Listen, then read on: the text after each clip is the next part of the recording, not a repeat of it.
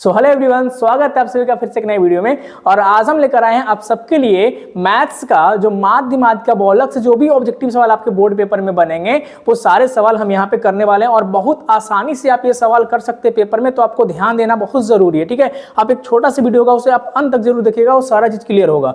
2, 5, 8, 3, 8 का माध्यक ज्ञात कर रहा है। ऑब्जेक्टिव में जो सवाल बनता है ना वो अवर्गीकृत आंकड़ों के लिए बनता है, अवर्गीकृत आंकड़ों के लिए, और जो सब्जेक्टिव में बनता है वो वर्गीकृत आंकड़ों के लिए बनता है, ठीक है ना। तो यहाँ पे जो है ऐसी कुछ आंकड़ा दिया गया है, उसमें 2, 5, 8, 3, 8 का माध्यक ज्ञात करना। क्या ज्ञात करना है आपको?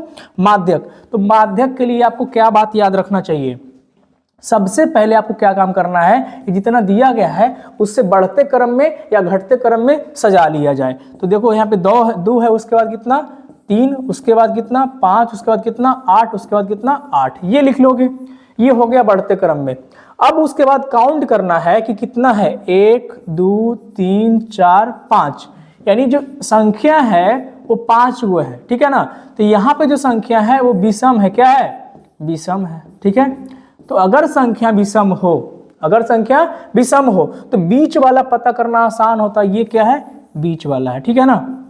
यानी आप ऐसे भी कर सकते हो कि 5 + 1/2 करेंगे तो हमें मिलके निकल के आ जाएगा 3, ठीक है ना।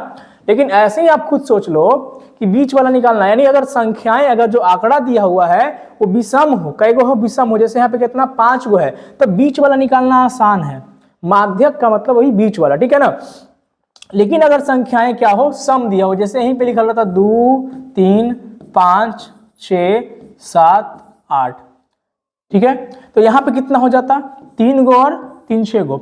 तब पता कैसे करते कि बीच में है कौन? तो बीच में कौन है, इधर से अगर इसको पकड़ेंगे तो इधर 2 गो होता है, इधर 3 गो हो जाता है, तो बीच में 2 गो रह जाएगा। बीच में कितना रह जाएगा? 2 गो रह जाएगा। तो वैसे कंडीशन में क्या करेंगे, दोनों को पकड़ेंगे और 5 + 6/2 कर देंगे, वो हो जाएगा माध्यक। यानी अगर आंकड़ा जो दिया हुआ है वो सम है, कितना है? सम है, तो 2 गो बीच में आएगा। कितना आएगा? 2 गो बीच में आएगा। ऐसे फॉर्मूले पे अगर आप जाओगे ना तो फॉर्मूला में कंफ्यूजन, हम वो आसान भाषा में आपको समझाने की हम कोशिश कर रहे हैं, ठीक है। तो यहाँ पे क्या है, 5 था तो पहले सजा लिए, तो बीच में कौन निकल के आया? 5 निकल के आएगा। तो आंसर हमारा क्या हो जाएगा? 5 हो जाएगा। लेकिन वही अगर यहाँ पे कितना रहता, अभी हम जैसे बोले थे कि 2, 5 है, 2 है, 3 है, 5 है, 6 है, 7 है, 8 है, तो 3 और 3 6 गो है। तो यहाँ पे जो है संख्या कितना है? सम है। कितना है? सम है।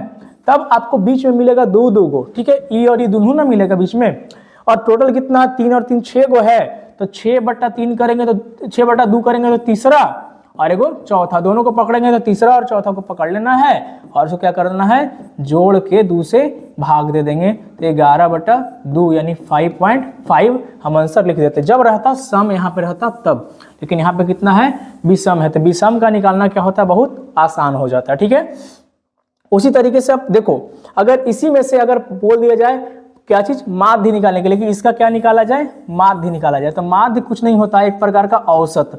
और औसत आपने निकाला होगा, क्या होता है? सबको जोड़ देना है। सबको क्या कर देना है? जोड़ देना, यानी 2 करना है, +5 करना है, +8 करना है, +3 करना है, +8 करना है, और सबको जोड़ के कई गो है? 2, 2 4 और 1 5 गो है, तो 5 से कोई कर देना है, भाग दे देना है, तो निकल के आ जाता माध्य। लेकिन यहाँ पे बोला गया था माध्यक। तो माध्यक यानी बीच में कौन है? तो 5 है, अगर इसको बढ़ते क्रम में सजाएंगे तो, ठीक है।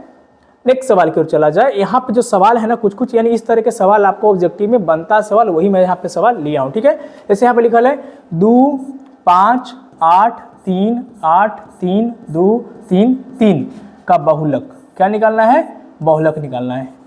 इसे बोलते हैं मोड को, जो बोलते हैं मोड निकालना है। बहुलक, अगर अवर्गीकृत आंकड़ों का बहुलक निकालने के लिए बोला जाए तो बहुत आसान होता है। आपको बढ़ते क्रम घटते क्रम कुछ करना ही नहीं, जो ज्यादा बार आया है यानी जिसकी बारंबारता ज्यादा होता है वही क्या हो जाता है? बहुलक हो जाता है। आप खुद देखो, 3 1 बार आया है, 2 बार आया है, 3 बार आया है, 4 बार आया है, 3 सबसे ज्यादा बार आया है, तो आंसर क्या हो जाएगा? 3 हो जाएगा। आंसर क्या हो जाएगा? 3। आप देखना पेपर पलट के, आप सेंटर एग्जाम देकर आए हो, आप सेंटर एग्जाम वाला क्वेश्चन पलटना, इस तरह का सवाल आपको मिल जाएगा, ठीक है ना। मैं आपको कोई झूठ नहीं बता रहा हूँ यहाँ पे, आप सारी चीज़ों को क्लियर कर लेना, ठीक है। ये सारा आपको मिलने वाला है एग्जाम में। जैसे कि यहाँ पे एक सवाल पूछा गया कि वर्ग अंतराल 10 और 20 का वर्ग चिन्ह। जब भी वर्ग चिन्ह पूछा जाए तो दोनों का क्या कर देना है, जोड़ देना है और 2 से भाग दे देना है। तो 20 और 10 30 और बटा 2 करेंगे तो कितना होगा 15। कितना होगा 15। तो आंसर कितना कर दोगे 15। तो जब भी वर्ग चिन्ह पूछा जाए, क्या पूछा जाए, वर्ग चिन्ह पूछा जाए तो क्या करना है, दोनों को क्या कर देना है, जोड़ देना है और 2 से भाग दे देना है। वही क्या निकल के आ जाएगा, वर्ग चिन्ह। अगर वर्ग माप पूछता यानी वर्ग अंतराल या वर्ग माप ये जो पूरा है पूछता तो हम देखते कि 10 का है। कितना का डिफरेंस है, 10 का। जैसे कि यहाँ सवाल पूछा गया है कि वर्ग अंतराल 5 10 10 15 15 20 के वर्गों की लंबाई यानी वर्ग माप कितना है, तो 5 5 का है ना, 5 5 का है ना, तो क्या हो जाएगा यहाँ पे आंसर 5 हो जाएगा। ठीक है, इस प्रकार आप सवालों को कर सकते हो। ध्यान रखना माध्यक पूछेगा तो क्या करना है, जैसे हम इसमें क्या बताएं कि अगर माध्यक पूछेगा तो 2 तरीके से सवाल बनता है। कैसे बनता है, 2 तरीके से सवाल बनता है। पहले हमको क्या करना है, इसको बढ़ते क्रम या घटते क्रम में सजाना है। तो हमने पहले क्या किया, इसको बढ़ते क्रम में सजा लिया, 2 3 5 8 और 8। ठीक है, यहाँ पे हमने ये देखा कि टोटल संख्या है 5। 5 कैसी संख्या है, विषम है।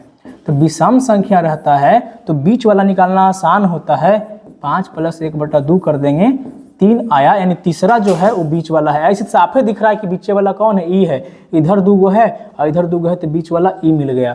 लेकिन जब रहता है संख्या सम, तो सम रहता है तो बीच वाला 2 निकलेगा। तो दोनों के पकड़ के जोड़ के 2 से भाग दे देंगे, निकल के आ जाएगा। ठीक है, ये ध्यान रखना। मैंने आपको बार बार बता रहा किस तरह का सवाल आपको मिल जाता है। ठीक है, अब देखो यहाँ पे कोई सवाल इस तरीके से भी बन सकता है ऑब्जेक्टिव में। ठीक है, 5 संख्याओं का माध्य यानी 5 गो संख्या है और माध्य दिया हुआ 18। माध्य कुछ नहीं होता है, एक प्रकार का कुछ होता है, औसत होता है। कुछ होता है, औसत होता है।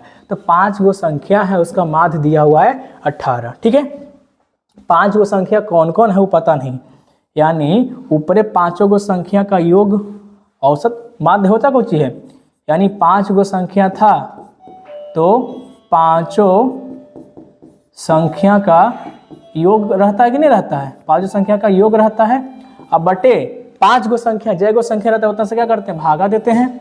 और वही दिया हुआ है कितना है, कितना दिया हुआ है, 18 दिया हुआ है। यानी अगर हम संख्या का योग निकालने की बात करें कि 5 संख्या को जोड़ेंगे तो कितना होगा, तो 18 × 5 कितना हो जाएगा, 90। कितना हो जाएगा, 90 होगा। लेकिन अब बोला गया यदि एक संख्या हटा दिया जाए, तो मान लेते हैं वो संख्या हटा लेते हैं, x हटा लिए तो 90 में से x को हटा लेते हैं। क्या कर लेते हैं, 90 में से x को हटा लेते हैं। हमको संख्या का योग कितना निकल के आ गया, 90 निकल के आ गया। अब एक गो संख्या को, जब 5 गो संख्या था तो 5 का जोड़ कितना होगा, 90 होगा, क्योंकि 5 गो का बोला गया था माध्य 18, तो 18 × 5 = 90। और एक गो के हटा देते हैं, तो एक गो के हटा देते हैं, लोग माइनस कर देते हैं, तो बचा कै गो, 4 गो, तो बटे 4। तब माध्य कितना होता है, तब माध्य 16 होता है। कितना होता है, 16। तब ऐसे करेंगे गुना, तो 90 और माइनस का x और 16 चके 64 करेंगे। कितना करेंगे, 64 करेंगे। तो आप खुद बताओ x जो होगा वो 90 माइनस का 64 होगा। नहीं बुझाया तो x को उधर लेके जाएंगे तो प्लस में हो जाएगा और 64 किधर लेके आएंगे तो 90 माइनस 64, तो लिख दिए उसको यहाँ पे और x को लिखे हैं यहाँ पे। ठीक है, इस प्रकार से ऐसे हम किए हैं। तो आंसर कितना आ जाएगा यहाँ पे, घटाने के बाद जो सवाल का आंसर आएगा वो 26 आएगा। ठीक है, कितना जाएगा, 60 20 80 और ये 90, तो कितना हो जाएगा D 26। यानी 26 वो एक संख्या है जिसको घटाया गया। ठीक है, तो सवाल इस तरीके से बन सकता है, अलग अलग तरीके से। ठीक है, जैसे देखो आप सीधे माध्य का बनेगा, तो माध्य सीधे ध्यान रखना है औसत टाइप का होता है। कैसा होता है, औसत। और औसत में करते कौन चीज है, ऊपर पूरा संख्या का जोड़ और जय गो है उतना से कौन चीज कर देते हैं, भाग दे देते हैं। ठीक है, निकल के आ जाएगा माध्य। और माध्यक में हम क्या बोले हैं, 2 तरीका से अगर गिनेंगे, जो n है कै गो है वो अगर सम आया, कौन सी आया, सम आया, और एगो आएगा विषम आएगा, कौन सी आएगा, विषम। तो सम आएगा तो 2 को मिलेगा बीच में, तो दोनों को क्या कर देंगे, जोड़ेंगे और दूसरे को कर देंगे, भाग दे देंगे। अब विषम आएगा तो एगो आएगा बीच में, वही क्या हो जाएगा, माध्यक हो जाएगा। वही क्या हो जाएगा, माध्यक। अब बहुलक के लिए क्या बोले हैं, बहुलक के लिए क्या बोले हैं कि जो ज्यादा बार आएगा, कितना होगा, जो ज्यादा बार आएगा वही क्या कहला जाएगा, बहुलक कहला जाएगा। ठीक है, अब उसके बाद सवाल यहाँ ये भी आप याद रख सकते हो कि माध्य माध्यिका बहुलक में संबंध जो होता है वो 3 गुने जो होता है वो माध्यक होता है। यानी माध्यक का 3 गुना वो बराबर होता है किसके, बहुलक के, किसके, बहुलक और प्लस माध्य के 2 गुना के क्या होता है, बराबर होता है। तो आप ये भी याद रख लेना, यहाँ से भी आपका सवाल बन सकता है ऑब्जेक्टिव में। उसके बाद लिखा सकता है कि कौन जो है, कौन केंद्रीय प्रवृत्ति का माप नहीं है, ठीक है ना, कौन केंद्रीय प्रवृत्ति का माप नहीं है। तो देखना आप, एगो ऑप्शन रहेगा माध्य का और दूसरा ऑप्शन रहेगा माध्यक का और तीसरा ऑप्शन रहेगा बहुलक का।